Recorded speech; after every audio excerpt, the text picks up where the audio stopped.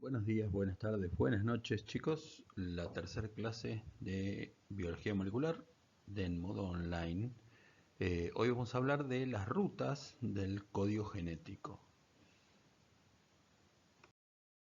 Muy bien, la clase anterior terminamos viendo cómo había sido el descubrimiento de la estructura de los ácidos nucleicos del ADN, cómo había sido también la deducción que llevaba a darse cuenta de su función como almacenador estable de la información.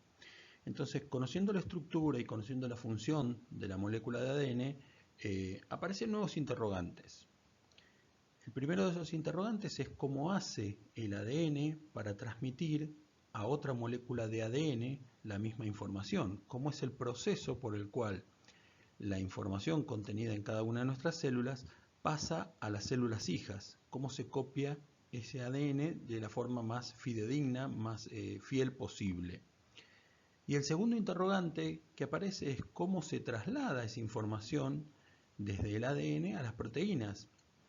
Las proteínas son realmente quienes son las moléculas efectoras, quienes actúan en los procesos enzimáticos, quienes son las moléculas estructurales que sostienen justamente las estructuras de todos los tejidos y órganos de nuestro cuerpo.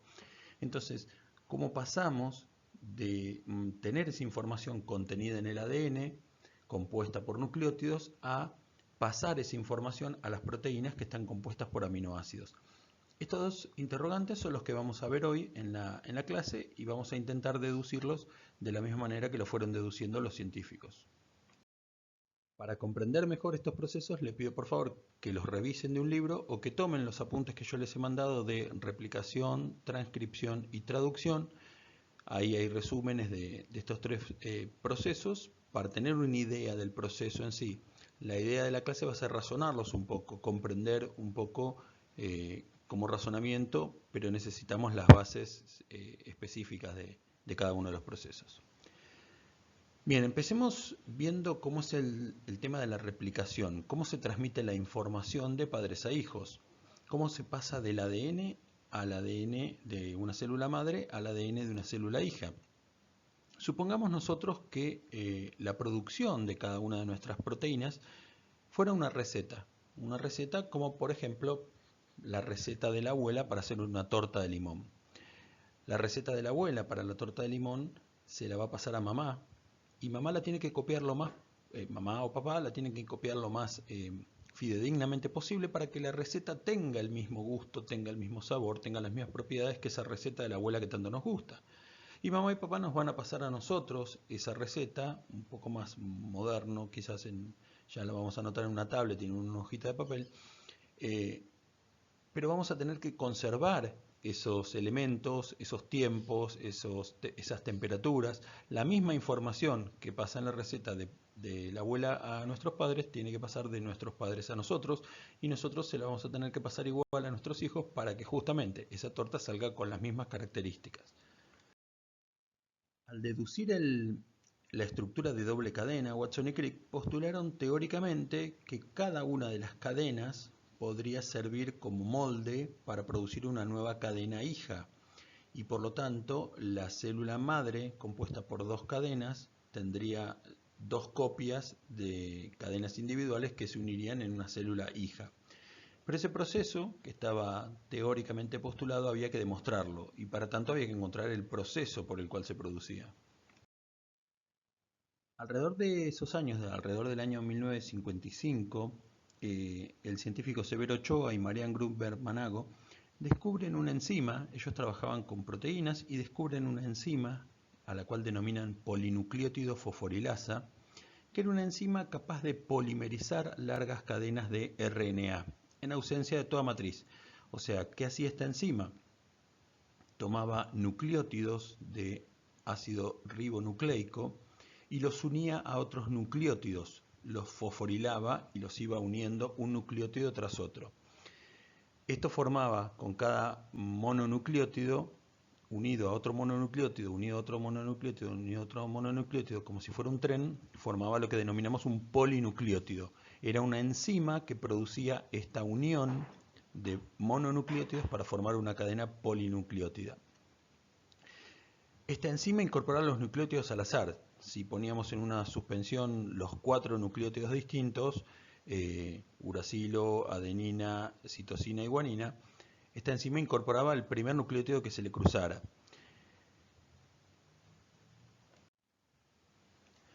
Algunos años más tarde se encuentran otras enzimas con la misma capacidad, pero trabajando con el ADN, ¿sí? A todas estas enzimas se las engloba dentro de un grupo que se las llama polimerasas por su función de polimerizar, de formar polímeros de ácidos nucleicos. La obtención de estas polimerasas, de estas nuevas enzimas, nos permite trabajar, nos da una herramienta para poder empezar a trabajar sobre los ácidos nucleicos. Unos años más tarde, Kornberg y sus colaboradores repiten este experimento con una DNA polimerasa, con una ADN polimerasa purificada, pero esta vez, además de incorporar a la ADN polimerasa y a los nucleótidos, le agregan un pequeño fragmento de ADN matriz. Lo que ellos descubren es que ese pequeño fragmento de ADN matriz sirve como molde y que la polimerasa terminaba copiando, en este caso no incorporando nucleótidos al azar, sino que terminaba copiando a este fragmento de ADN matriz y se producían copias y copias y copias de este ADN matriz. Además, probaron este experimento en 4 experimentos distintos, utilizando 3 nucleótidos en vez de los 4, o sea, en cada uno de los 4 experimentos quitaron un nucleótido, y en ninguno de esos 4 experimentos se prolongó la cadena, en ninguno hubo éxito, o sea, no hubo una polimerización. Con estos experimentos lo que lograron demostrar son 3 cosas importantísimas. Primero, que el ADN sirve como molde para copiarse a sí mismo. Cuando se incorpora una matriz de ADN, la polimerasa copia basándose en ese molde, que el proceso es enzimático, utiliza a esta enzima polimerasa, y que necesita sí o sí que estén los 4 tipos de nucleótidos, que si tenemos el molde y tenemos la enzima, pero nos falta alguno de los 4 nucleótidos, la copia se detiene. La enzima va a trabajar sobre el molde y va a copiar el complementario, va a incorporar el nucleótido complementario a los que están en el molde, y si llegara a faltar ese nucleótido complementario, la enzima deja de trabajar y no incorpora un nuevo nucleótido. Una vez identificados cuáles eran los componentes necesarios para que se lleve a cabo el proceso de replicación, es decir, entendiendo que necesitamos los 4 nucleótidos, que necesitábamos a la enzima que iba a ser la efectora del proceso, y que necesitábamos un ADN molde, que era justamente el ADN que queríamos copiar, faltaba ver cuál era el modelo por el cual este ADN se replicaba. Había 3 posibilidades: una replicación conservativa, una replicación semiconservativa o una replicación dispersa. Una replicación conservativa lo que planteaba, esta de acá del medio, lo que planteaba era que el ADN madre, el ADN de la célula madre, este que está acá, por algún motivo se separaba, las cadenas se separaban, se copiaban las cadenas hijas complementarias y por algún mecanismo estas cadenas madres se volvían a unir y las cadenas hijas, que eran complementarias, también se unían. Por lo tanto, lo que yo iba a tener era un ADN hijo igual al ADN madre y un ADN hijo igual al ADN madre, pero con nucleótidos nuevos. Este sistema conservativo lo que hacía era que el ADN inicial estuviera exactamente igual en la segunda generación y estuviera exactamente igual en la tercera, cuarta, quinta generaciones, y que aparecieran ADNs formados por nuevos nucleótidos. ¿Sí? Esto iba a hacer que la misma cantidad de ADN madre en la primera generación estuviera junto en la segunda y junto en la tercera. Bien.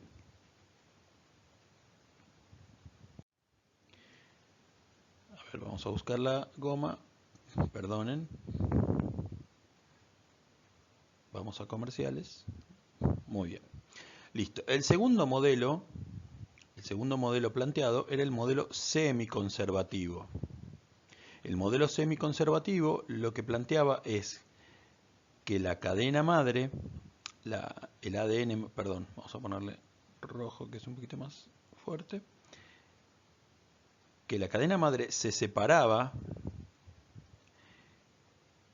y se copiaban dos cadenas hijas complementarias y así permanecían en la segunda generación. Entonces iba a tener dos copias de ADN nuevas, donde una de las cadenas era nueva, una de las cadenas, ven acá, es celeste, y otra de las cadenas era vieja, la otra de las cadenas es azul. Es decir, las dos copias, estas dos copias de ADN hijas tenían una cadena de la madre y una cadena copiada con nucleótidos nuevos. Por eso es semiconservativo, porque solamente van a conservar una cadena original de la madre. Bien, y el último modelo planteado era el modelo disperso. El modelo disperso decía que esta cadena madre se podía copiar en fragmentos aleatorios al azar, ¿sí? Que había separación de las cadenas, pongámosle separación de las cadenas, pero que las cadenas nuevas que se formaban se iban a copiar en forma dispersa y aleatoria. Por lo tanto, la cadena hija iba a tener fragmentos de cadena madre y fragmentos nuevos.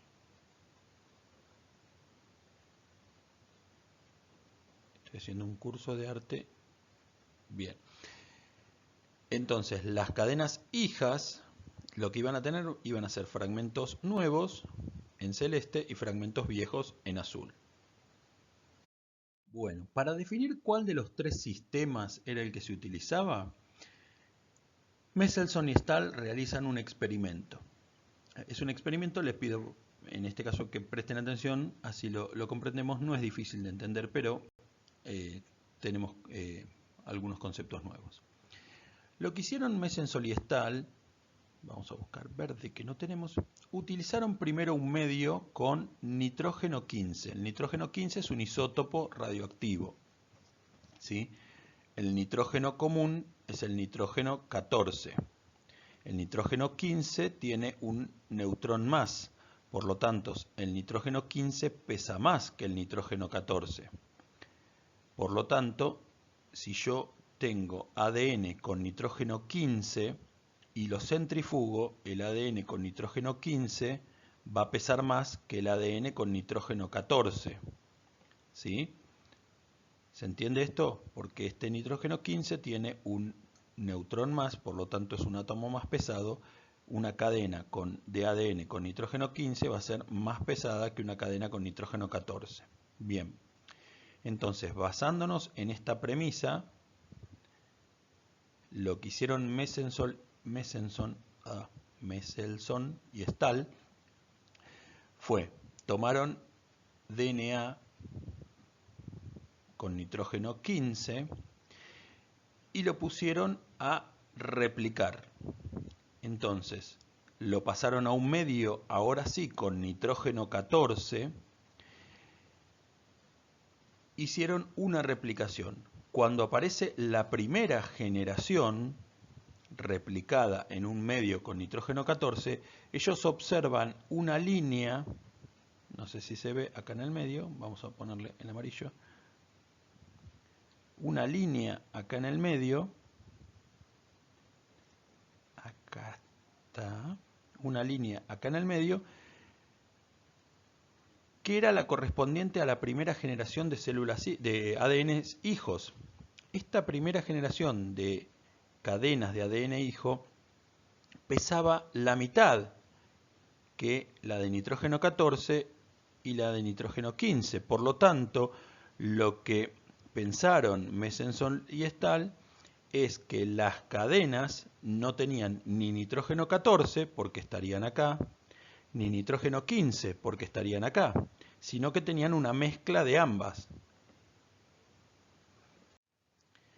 ¿Se entiende? Si las cadenas hubieran sido, si la copia hubiera sido de la forma conservativa y vamos a tener una cadena con nitrógeno 15 y una cadena con nitrógeno 14 porque el método conservativo planteaba que la cadena madre seguía igual y la cadena hija nueva iba a formarse con nucleótidos nuevos. Entonces, en el método conservativo hubiéramos tenido esta imagen.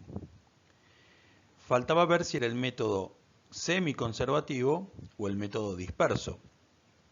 Bien, se realiza una segunda replicación y en esta segunda replicación, fíjense que ahora cada cadena madre tiene una con nitrógeno 15 y una con nitrógeno 14. Por lo tanto, la que tiene nitrógeno 15 va a replicar con nitrógeno 14 y vamos a seguir teniendo una y una. Y la que tiene nitrógeno 14 en medio con nitrógeno 14 va a dar una hija solo con nitrógeno 14. Lo mismo con esta que está acá, que la cadena con nitrógeno 15 se replica y toma nitrógeno 14 del medio y tenemos una y una, y la cadena con nitrógeno 14 se replica tomando nitrógeno 14 y por lo tanto las dos tienen nitrógeno 14. Entonces, en la segunda generación obtenemos estas cadenas de ADN. En este caso me aparecen cadenas solo con nitrógeno 14, que son estas que vemos acá. Y continúan estas cadenas con nitrógeno 14 y 15, que es la banda que vemos acá. Luego de varias replicaciones, las cadenas originales que tienen nitrógeno 15 van a seguir estando con nitrógeno 15 y unidas a una cadena nueva con nitrógeno 14, y todas aquellas cadenas con nitrógeno 14 que se han ido formando van a dar hijas con nitrógeno 14, por lo tanto la banda en nitrógeno 14 va a ir ampliando.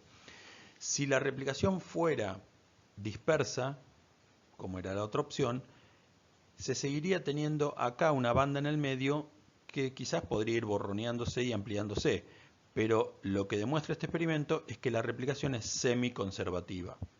Espero que se haya entendido. Entonces, resumiendo, lo que todos estos experimentos logran demostrar es que la replicación, es decir, la copia de ADN en nuevo ADN para cedérselo a las células hijas, es un proceso que se lleva a cabo de la manera semiconservativa, o sea, una de las cadenas madres continúa en la célula hija exactamente igual y se copia una cadena nueva que va a ir a la célula hija absolutamente con nucleótidos nuevos. A su vez, ese proceso de replicación está llevado a cabo por unas enzimas que son llamadas polimerasas porque polimerizan a los nucleótidos, arman un polímero de cada monómero, uniendo monómeros, perdón. Este proceso utiliza una cadena de ADN como molde. Si esa cadena de ADN no está, el proceso es errático y las polimerasas copian cualquier cosa, pero si ese proceso de ADN, si ese molde está, el proceso se lleva a cabo copiando ese molde y utilizando solamente ese molde. Si alguno de los 4 nucleótidos no está presente, el proceso no se lleva a cabo y no se pone otro nucleótido distinto en el molde. Solamente se va a copiar el molde con los nucleótidos complementarios y utilizando los 4 nucleótidos. Si alguno falta, la replicación se detiene. Acá en esta diapositiva tenemos un video donde se explica la replicación. Está en inglés, subtitulado en inglés, pero no es difícil de comprender. De todas formas, el proceso de replicación, como les vengo diciendo, está en uno de los apuntes Word que yo les he mandado, donde ahí se especifica cuáles son los componentes necesarios, cómo es el entorno, cuál es el proceso, cómo son los pasos, todas las distintas etapas del proceso de replicación que están explicados en este video y a su vez están explicados en ese archivo Word. El video se los envío aparte también separado para que lo puedan ver si no logran verlo aquí en la presentación. Bien, hasta acá vimos el proceso de replicación, que es el proceso por el cual se transmite la información de generación en generación. La receta de la abuela, podemos decir, cómo llega, pasa por nuestros padres y de nuestros padres llega a nosotros. Ahora, ¿cómo se traslada la información desde el ADN, desde esa información contenida en las células, hasta las proteínas, que son realmente las moléculas efectoras? Es decir, cómo pasa la información de cómo hacer la torta desde la receta de la abuela hasta la torta en sí. Nadie se va a comer un pedazo de papel pensando que va a tener el gusto de la torta. Necesitamos que esa información contenida en la receta pase a la torta. Para esto era necesario pasar de un lenguaje del ADN, un lenguaje escrito en nucleótidos, a un lenguaje de proteínas, un lenguaje escrito en aminoácidos. Entonces necesitamos ahí hacer un proceso de traducción. Si nos ponemos a pensar, el ADN utiliza 4 nucleótidos, la adenina, la timina, la citosina y la guanina, y el ARN utiliza 4 nucleótidos también, reemplazando la timina por el uracilo. Sin embargo, tenemos en los dos, en el ADN y en el ARN, tenemos 4 nucleótidos, un lenguaje compuesto por 4 letras. Pero las proteínas utilizan 20 aminoácidos distintos, por lo tanto tenemos un lenguaje compuesto por 20 letras distintas. Con lo cual era imposible que hubiera una correlación entre un nucleótido y una proteína. Necesitamos hacer algún tipo de transcripción y de traducción de algún tipo de código. Como les digo, no se puede hacer una traducción lineal, como ocurre muchas veces cuando ponemos en el traductor de Google, sino que había que hacer algún tipo de interpretación de un código, comprender cómo funcionaba ese código para poder entender cómo pasa del lenguaje del ADN al lenguaje de las proteínas, cómo se traduce de forma correcta esta información contenida en las células para llegar a las moléculas efectoras. A todo esto surge el primer interrogante, además. Se sabía que las proteínas se producían en el plasma. Desde mucho tiempo antes se conocía que las proteínas se producían en el plasma, pero el ADN estaba dentro del núcleo, permanecía dentro del núcleo y no había evidencia de que este ADN saliera del núcleo, ni de que las proteínas se produjeran dentro del núcleo y salieran luego al citoplasma. Por lo tanto, si el ADN estaba dentro del núcleo y las proteínas se producían en el citoplasma, debían necesariamente haber un intermedio que transportase esa información, una especie de delivery, si se quiere, de la información contenida en el núcleo hacia el citoplasma. Cuando se estudian células activas, células que están produciendo proteína constantemente, se descubre que además de las proteínas en el citoplasma había grandes cantidades de ácido ribonucleico. Ese ácido ribonucleico en proteínas activas eran moléculas que estaban en gran número. Por lo tanto, Crick propone que el ácido ribonucleico, el RNA o ARN, podría funcionar como intermediario entre el ADN del núcleo y las proteínas del citoplasma. Lo que Crick propone es que habría un molde de ARN que se transcribiría del ADN del núcleo y ese molde de ARN del núcleo saldría al citoplasma y en el citoplasma se traduciría ese lenguaje de ácidos nucleicos a el lenguaje de las proteínas. Entonces lo que propone Crick se transforma en el dogma central de la biología, ¿sí? Un dogma que, como todo dogma, es intocable hasta que en algún momento lo tocaron, ¿sí? Posteriormente vamos a ver que este dogma central de la biología termina siendo modificado. ¿Cuál es el dogma central de la biología? Lo que plantea este dogma, permiso que agarramos de nuevo colorcitos. Lo que plantea este dogma es que el ADN se copia a sí mismo en el proceso de replicación, se copia a sí mismo para ir a dar a las células hijas, que este ADN se transcribe dentro del núcleo como ARN, realiza una transcripción.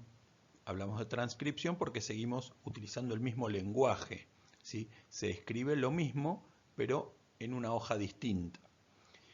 Este ARN viajaría fuera del núcleo y fuera del núcleo se haría la traducción del lenguaje de ARN a la proteína.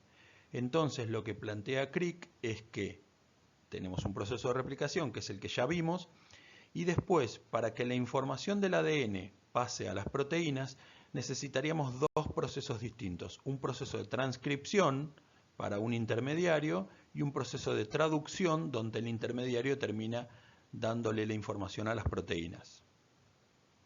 Pensémoslo de esta forma. Voy al supermercado chino, que está acá a la vuelta de casa, y me encuentro con este cartel. ¿Sí? Le pregunto a Juan qué es lo que dice este cartel, porque yo no entiendo no conozco el lenguaje, no comprendo qué es lo que son esos símbolos. Entonces yo le pido que me diga qué es lo que dice. Él me transcribe el mensaje en un lenguaje oral que yo puedo comprender y me dice ni hao. En esos símbolos dice ni hao. Hay una transcripción del mensaje, pero seguimos estando en el mismo lenguaje. Una transcripción del mensaje de una forma que yo lo pueda comprender un poco mejor que en los signos. Pero seguimos utilizando el mismo lenguaje, el mismo idioma. Entonces yo me fijo qué significa ni hao y traduzco el mensaje. Pongo ni hao en el traductor de Google y me dice que significa hola. Por lo tanto, lo que está en el mensajito fue transcripto de forma oral y fue traducido a mi nuevo lenguaje, a mi nuevo idioma. Bueno, perfecto. Entonces entendemos que hay dos procesos, que el ADN se transcribe a ARN y que este ARN sale al citoplasma, que es donde se producen las proteínas. Ahora, ¿en dónde se sintetizan las proteínas exactamente? O sea, los estudios de la época planteaban que las proteínas eran sintetizadas fuera del núcleo, en el citoplasma, pero ¿se sintetizan libremente o existen algunas organelas específicas para su producción? ¿Hay algunas organelas que se encarguen de producir estas proteínas? Surge también la duda de cómo interactúan estos 20 aminoácidos distintos con la molécula de RNA. O sea, cómo es la traducción de estos 20 aminoácidos distintos con los 4 nucleótidos del RNA. Entonces Crick propone que debe haber algunos adaptadores. Al menos tendría que haber 20 adaptadores distintos para que cada adaptador escoja un aminoácido, uno de los 20 aminoácidos distintos para formar la proteína. Para poder ir contestando todas estas preguntas, obviamente se realizaron varios experimentos. Vamos a ver algunos de ellos. Hubo un experimento de Samechnik y Howland para ubicar el ARN intermediario.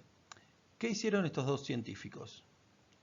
Supusieron que en el citoplasma de hígado de rata se podía generar proteína nueva. Las células hepáticas son células que producen proteína nueva.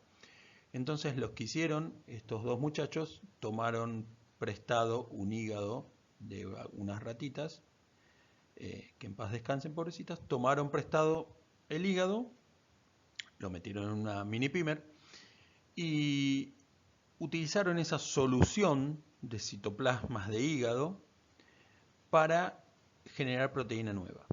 Para demostrarlo, lo que hicieron es añadir aminoácidos marcados radioactivamente. Si en el citoplasma estaba la capacidad de sintetizar proteína nueva, esa proteína nueva ahora iba a utilizar estos aminoácidos marcados radioactivamente, por lo tanto iba a ser proteína marcada radioactivamente. Se incubó durante un tiempo, se centrifugó. Al centrifugar lo que hacemos nosotros es que los compuestos más pesados vayan al fondo y formen lo que denominamos el pellet. El pellet es la capa celular que queda en el fondo y el líquido que queda por arriba lo denominamos sobrenadante, ¿sí? Entonces se esperaba observar radioactividad en el pellet, ¿sí? Las proteínas nuevas formadas con aminoácidos marcados radioactivamente iban a estar en el pellet. Lo que se esperaba encontrar era que en ese pellet hubiera proteína nueva sintetizada con aminoácidos radioactivos. Lo que descubrieron ellos fue que si lo dejaban incubar mucho tiempo, esta suspensión, se formaban las proteínas marcadas nomás. Aparecían en el pellet todas proteínas marcadas con aminoácidos radioactivos. Pero si se lo incubaba muy poco tiempo, aparecía, junto con esta proteína marcada, unas organelas formadas por proteínas y por ácidos ribonucleicos. Es decir, aparecía en la proteína que se estaba formando unas organelas que estaban formadas por otras proteínas y por ARN. Entonces ellos denominaron a estas organelas ribosomas, por estar formadas por ARN. Supusieron allí entonces que los ribosomas eran las organelas responsables de sintetizar a estas proteínas. Observaron además que si lo dejaban poco tiempo de incubación, había todavía aminoácidos radioactivos circulantes que no habían pasado a formar parte de ninguna proteína, y estos aminoácidos radioactivos circulantes estaban unidos a un RNA soluble, un RNA muy pequeño, y este tipo de aminoácidos radioactivos unidos al RNA soluble les dio a pensar que estos aminoácidos, estos RNA solubles, irían en búsqueda de los aminoácidos y los transportarían hacia los ribosomas.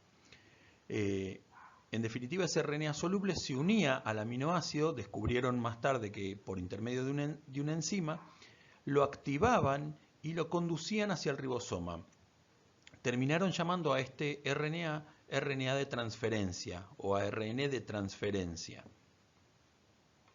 Pero este RNA de transferencia solamente servía para tomar los aminoácidos libres y llevarlos hasta el ribosoma. No era el molde que ellos estaban buscando. Este ARN que nosotros suponemos que se transcribía en el núcleo y se servía de molde para para producir las proteínas.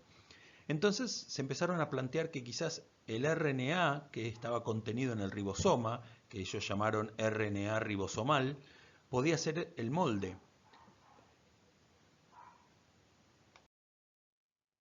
En ese entonces surge también otra cuestión, otra duda que se planteaba, y que era la necesidad de que este intermediario no fuera una molécula estable, que este intermediario fuera una molécula lo suficientemente inestable como para funcionar en el momento en que se necesitaba y luego degradarse.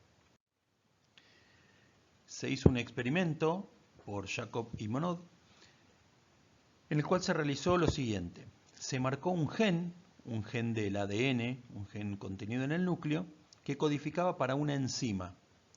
Este gen fue marcado con fósforo 32, ¿sí? Con un compuesto radioactivo del fósforo, que este compuesto radioactivo del fósforo luego de un tiempo destruía el gen. La radioactividad del fósforo 32 hacía que este gen se destruyera.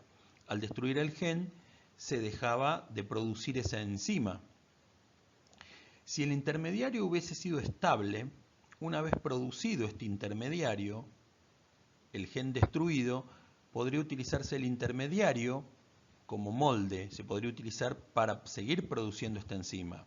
Es decir, nosotros tenemos el gen copia el intermediario produce la enzima. Si nosotros destruimos el gen y el intermediario es estable, vamos a seguir teniendo el intermediario para seguir produciendo la enzima. Pero esto no pasó así.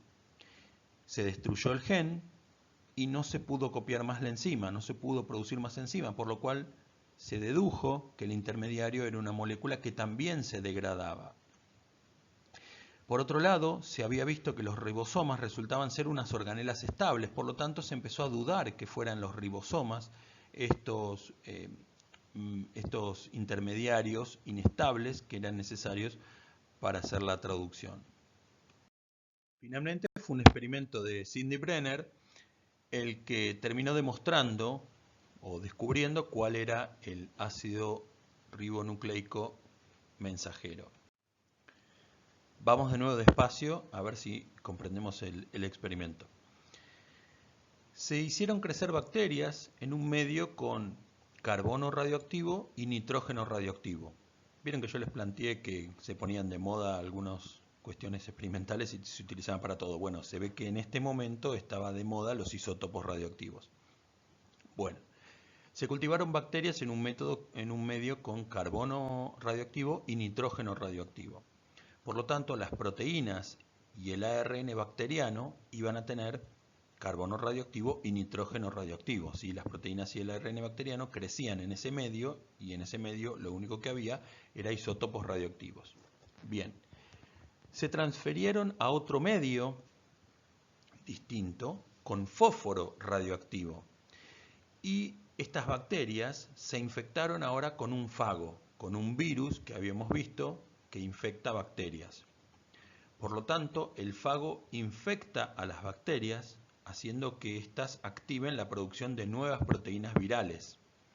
El fago ahora infecta a las bacterias en un medio que tiene carbono normal y nitrógeno normal, pero que tiene fósforo radioactivo. Por lo tanto, las proteínas virales nuevas tendrán carbono normal, nitrógeno normal y tendrán fósforo radioactivo. El RNA nuevo, el RNA de los virus nuevos, tendrá fósforo radioactivo. Bien, se extrajeron el RNA y los ribosomas de las bacterias y se centrifugaron en un gradiente de densidad. Un gradiente de densidad es como una gelatina, como un gel, que permite ir separando las distintas moléculas de acuerdo a su peso en una centrifugación. Las moléculas más pesadas van a ir hacia el fondo, las moléculas más livianas van a ir más arriba. Entonces, el ribosoma estaba formado por dos subunidades, con lo cual en el gradiente de densidad íbamos a encontrar una banda correspondiente a los ribosomas enteros y una banda correspondiente a las dos unidades de los ribosomas que más o menos pesaban lo mismo. Lo que planteaban en ese momento los científicos era lo siguiente. Si el ribosoma fuera el molde intermediario para la producción de las nuevas proteínas virales, debería haber nuevos ribosomas generados después de la infección del virus. Y estos nuevos ribosomas que codifiquen para las proteínas del fago ahora tendrían fósforo 32, pero tendrían carbono 12 y nitrógeno 14. Pero solo se encontraron ribosomas con carbono 13 y nitrógeno 15, que eran los ribosomas formados por la bacteria previamente a mudarse de medio. Por lo tanto, no se habían formado nuevos ribosomas. Si no se habían formado nuevos ribosomas, entonces era imposible que los ribosomas fueran los intermediarios, ya que existían nuevas proteínas. ¿Sí? Pero había fósforo 32 donde estaban los ribosomas enteros y en el pellet. Y había RNA nuevo formado con este fósforo 32. Se propuso entonces que si bien los ribosomas estaban asociados a la producción de proteína, había un tercer tipo de RNA distinto al RNA de transferencia y al RNA ribosomal, que era el RNA intermediario. Y a este RNA intermediario finalmente se lo terminó llamando RNA mensajero. Entonces, después de varios experimentos, se concluyó que el RNA estaba en tres formas distintas, en tres moléculas distintas, cumpliendo tres funciones distintas. Un RNA mensajero, que era un intermediario lábil que se destruía posterior a la traducción, que poseía la información transcripta del ADN del núcleo y era llevada hacia el citoplasma, hacia los ribosomas, donde en esas ribosomas servía como molde para la síntesis de proteínas. A su vez estaba el RNA ribosomal, que formaba parte estructural del ribosoma, que era un RNA más estable, ¿sí? Ya que formaba parte de una organela, y en este RNA ribosomal era el que ayudaba a este RNA mensajero, a este molde, para la producción de la síntesis de proteínas, pero actuando como estructura del mismo ribosoma. Y a su vez había un RNA de transferencia que funcionaba como adaptador y activador de los aminoácidos, llevándolos hacia el ribosoma, específicamente en el orden que el RNA mensajero iba pidiendo. Es decir, el RNA de transferencia actuaba como traductor de lo que el RNA mensajero pedía para poner cada aminoácido correcto en la nueva proteína. Bueno, les pido disculpas si se escucha ruido de fondo. Se ve que empezamos en el barrio, la hora pico, donde se pone música y los perros ladran. pero no tengo otro momento donde continuar con la clase. Así que sigamos, si hay algún ruido, les vuelvo a pedir disculpas.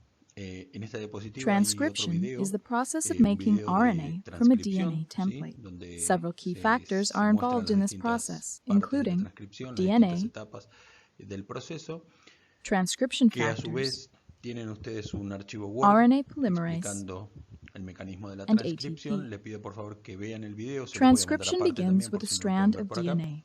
It is divided y into que several lean important ese regions. archivo Word, The largest of y these is si the lo quieren transcription ampliar unit. desde un libro, This mejor portion of the todavía. DNA will be used to produce RNA.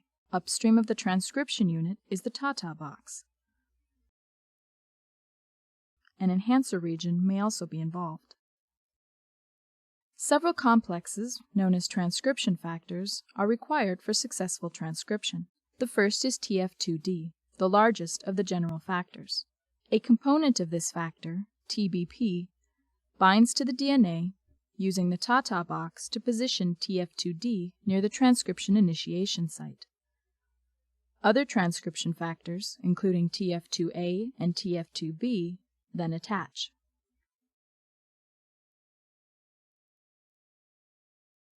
These complexes prepare the DNA for the successful binding of RNA polymerase.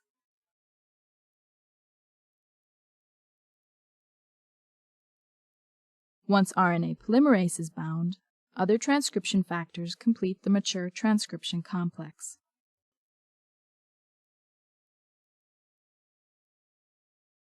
Now energy must be added to the system for transcription to begin. This energy is provided by the reduction of ATP into ADP and PI. RNA polymerase then synthesizes an RNA template from the strand of DNA. Most factors are released after transcription begins. When the end of the transcription unit is reached, the RNA polymerase dissociates and the newly formed strand of RNA is released.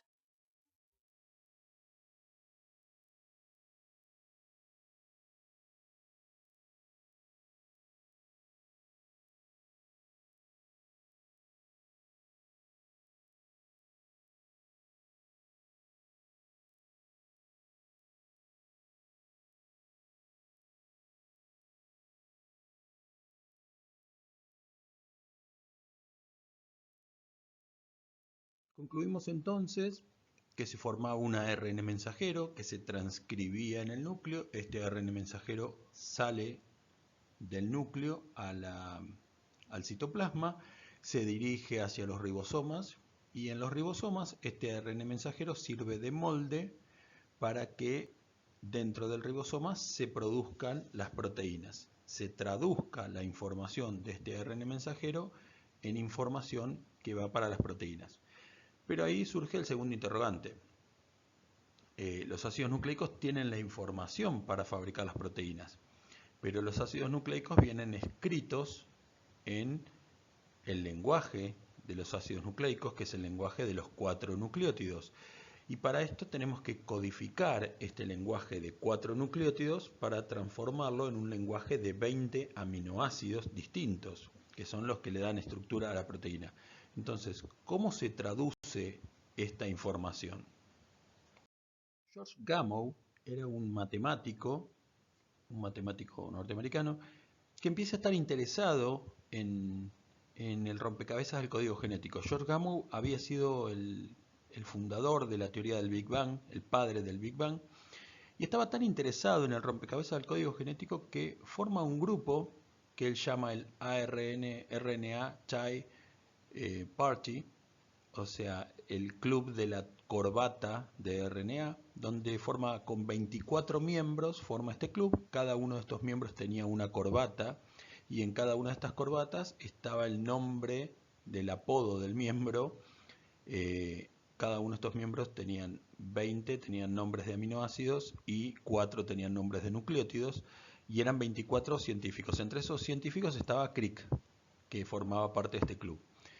Todo esto para descifrar el código genético. Lo que propone Gamow en su momento es que si cada nucleótido de los 4 nucleótidos posibles codificara para un aminoácido, solamente podrían formarse 4 proteínas con 4 aminoácidos diferentes, ¿sí? O sea, la adenina codificaría para un aminoácido, la citosina para otro, la guanina para otro y la timina para otro. Y esto haría proteínas con solo 4 aminoácidos diferentes y hoy sabemos que eso no es así. Entonces Gamow propone que si fueran 2 nucleótidos los que codificaran para una proteína, las combinaciones podrían ser de 16 aminoácidos, o sea, 4 aminoácidos por 4 aminoácidos, 4 aminoácidos en la primera posición por 4 aminoácidos en la segunda posición, habría 16 posibilidades distintas, codificando para 16 aminoácidos distintos. Pero los aminoácidos seguían siendo más, seguían siendo 20 que estas 16 posibilidades. Por lo tanto, lo que plantea Gamow es que al menos una secuencia de 3 nucleótidos tendría que ser la que codifique para cada aminoácido. Es decir, 3 nucleótidos daría 64 posibilidades, 4 aminoácidos en la primera, 4 en la segunda y 4 en la tercera posición, darían 64 posibilidades distintas. Esto excede a los 20 aminoácidos y lo que él plantea es que de todas formas la información en este caso podría ser redundante. Entonces Gamow lo que sugiere es la teoría de los tripletes de nucleótidos, o sea, 3 nucleótidos forman un triplete y a esos tripletes, a ese código, lo llama codón. Cada uno de estos tripletes, cada uno de estos 3 nucleótidos forma un codón y cada codón codifica para una proteína. La teoría como teoría estaba muy buena y fue aceptada en la época, pero como toda teoría debía demostrarse empíricamente. En el año 62, Nirenberg y Mattei pusieron a trabajarse en esto de descifrar este código genético y poder comprender qué triplete correspondía a qué aminoácido si es que así lo fuera. En ese momento, Nirenberg mezcló citoplasmas de Escherichia coli con algunos aminoácidos marcados radioactivamente y muestras de RNA crudas de diferentes fuentes celulares. Todas las muestras de RNA estimulaban la síntesis de proteínas.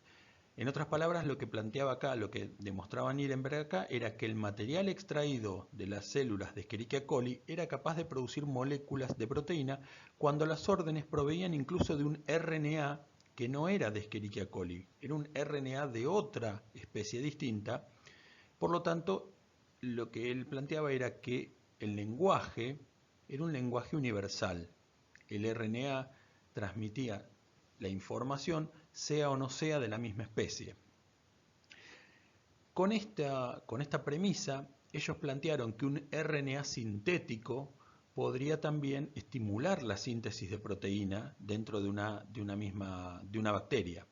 O sea, al permitir la bacteria utilizar RNA de otra especie, estimaron ellos también que un RNA sintético también podría producir proteínas. Entonces utilizaron un RNA artificial que había producido Severo Ochoa, que solamente contenía uracilos, lo que denominamos un RNA poli-U.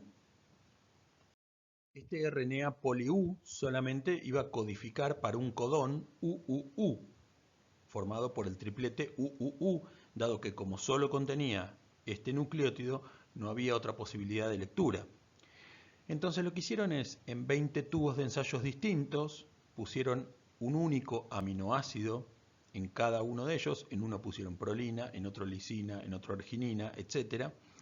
Y agregaron este RNA poli-U con toda la maquinaria para que se produjera la proteína.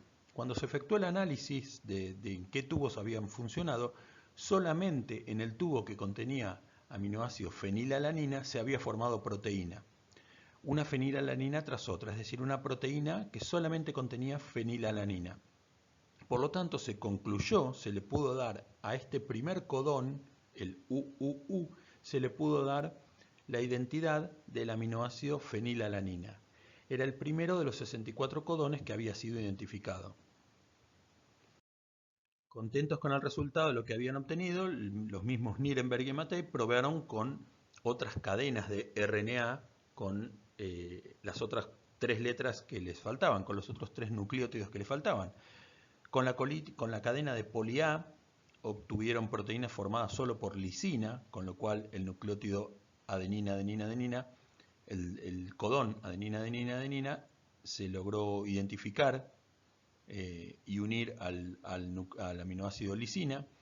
El poli C, citosina, citosina, citosina, se lo logró unir con la prolina y no tuvieron ninguno que diera con el codón GGG, guanina, guanina, guanina. No formó ninguna proteína. En este caso se ve que han tenido algún problema porque la guanina, guanina, guanina sí codifica para un aminoácido, pero bueno, por algún problema experimental a ellos no les funcionó.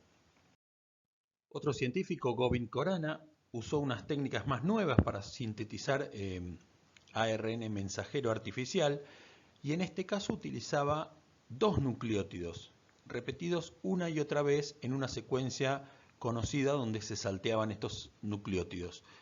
Es decir, utilizó un poli AG donde la secuencia iba a ser adenina, guanina, adenina, guanina, adenina, guanina, adenina, guanina. Y esta adenina, guanina, adenina, guanina reaccionó en los tubos que tenían 2 aminoácidos, arginina y ácido glutámico. Faltaba ver si el codón AGA correspondía a la arginina o al glutámico y el codón GAG correspondía a la arginina o al glutámico. Lo mismo ocurrió con los otros, con poli-UC, codificó para serina y leucina, con poli-AC para treonina y histidina. La idea era ver cuál de las 2 posibles combinaciones correspondía a cada uno de los aminoácidos. Estos estudios concluyeron en que el RNA mensajero se lee secuencialmente, o sea, se lee un codón tras otro en una hebra de RNA donde nosotros codificamos para adenina y guanina secuencialmente, adenina, guanina, adenina, guanina, adenina, guanina, adenina, guanina, vamos a tener 2 codones, AGA y GAG. Y esto se lee codón tras codón. Va a depender también el marco de lectura de dónde iniciemos, cómo da el nucleótido. Es decir, si comenzamos en la A, vamos a tener primero el codón AGA, y si comenzamos en la G, vamos a tener primero el codón GAG. A su vez, esto demostraba que el codón estaba formado por un número impar de nucleótidos. Si hubiera estado formado por un número par, se repetirían las secuencias GA, GA, GA, GA o AG, AG, AG. Y en este caso obteníamos un codón distinto del otro porque era con un número impar de nucleótidos. Esto apoyaba la hipótesis del triplete, no demostraba que eran 3, sino que apoyaba la hipótesis del triplete, podían ser 5, 7, 9. Lo que pasa es que la mayoría de las veces la naturaleza elige el camino más simple, en este caso el de 3 frente a 5, 7 o 9 nucleótidos. Con el tiempo hubo otros experimentos que fueron completando el código genético y fueron asignando a los distintos tripletes, a los distintos codones, el aminoácido correspondiente. Además se descubrió que había un codón, el codón AUG, que además de codificar para la metionina, funcionaba como codón de inicio. Es decir, la síntesis de una proteína nueva comienza siempre con un codón AUG que codifica para metionina. Y por otro lado, se descubrió que había 3 codones que indican la finalización de esa síntesis, codones stop, que se los denomina. El codón UAA, UAG y UGA son codones que no codifican para ningún aminoácido y por lo tanto, cuando el ribosoma está copiando y se encuentra con esta información en el RNA mensajero, no tiene ningún RNA de transferencia para unir y por lo tanto ahí se detiene la síntesis de la proteína y la proteína se libera. Como podemos ver en el gráfico, hay aminoácidos que son codificados por varios codones, ¿sí? Tomemos por ejemplo en este caso la serina en la segunda columna, los codones UCU, UCC, UCA y UCG, los 4 codifican para serina. Si nos ponemos a ver, la mayoría de estos codones que codifican para el mismo aminoácido son iguales en sus 2 primeros nucleótidos. La variación en el tercero es la que no tiene tanta importancia y terminan codificando para el mismo aminoácido. Esta situación de que varios codones codifiquen para el mismo aminoácido se llama redundancia, es decir, no importa que la información esté redundante, que más de un codón codifiquen para el mismo aminoácido. Lo que sí es importante es que ese mismo codón no codifique para dos aminoácidos diferentes, porque la información tiene que fluir en el sentido del ADN, ARN, proteína, y no para atrás. Lo que está codificado en el ADN tiene que tener un solo sentido, una sola información. Los aminoácidos que yo voy a elegir pueden ser codificados por más de un codón, pero es necesario que un codón solamente codifique un aminoácido. Esto es importantísimo para conservar la información que yo quiero plasmar. Entonces, las tres características primordiales del código genético son las siguientes. El código genético es específico. Cada codón codifica solo un aminoácido. Es decir, la información del triplete solamente se traduce en un aminoácido. Los aminoácidos pueden ser codificados por más de un codón. O sea, puede haber varios codones que codifiquen para ese aminoácido. Esto se llama redundancia, pero cada codón tiene una sola traducción. Cada codón codifica para solo un aminoácido. El código genético es universal, como hemos visto, es el mismo en todas las especies. En algunas especies hay algunas pequeñas variantes, hay algunos aminoácidos en algunos seres que no forman parte de proteínas de otros seres, pero eso es un tema de evolución que no excede a nosotros. Pero el código genético es universal. Esto es importantísimo y nos va a servir más adelante cuando veamos algunas técnicas de biología molecular donde vamos a poder incorporar ADN de una especie en otra especie distinta para producir proteínas de la primera especie en la segunda especie. ¿Se entiende? Podemos producir, por ejemplo, proteínas humanas incorporando ADN humano dentro de una bacteria. Entonces la bacteria va a producir proteínas humanas que nosotros podemos purificar utilizando el ADN de un ser humano. El tercer componente importantísimo del código genético es que es continuo. La lectura es en un solo sentido. Si bien hay dos cadenas de ADN, solamente una de esas cadenas es la que se transcribe y luego se traduce. Y la lectura es en un solo sentido, es lineal, sin solapamientos. O sea, cada codón está formado por un triplete y el triplete siguiente empieza en la letra siguiente. No utiliza, no comparte ninguna letra un codón con el otro. Todo esto es lineal, sin comas y sin solapamientos, y en un solo sentido. Nuevamente, acá tenemos un video de traducción, de la traducción. Se los voy a enviar aparte.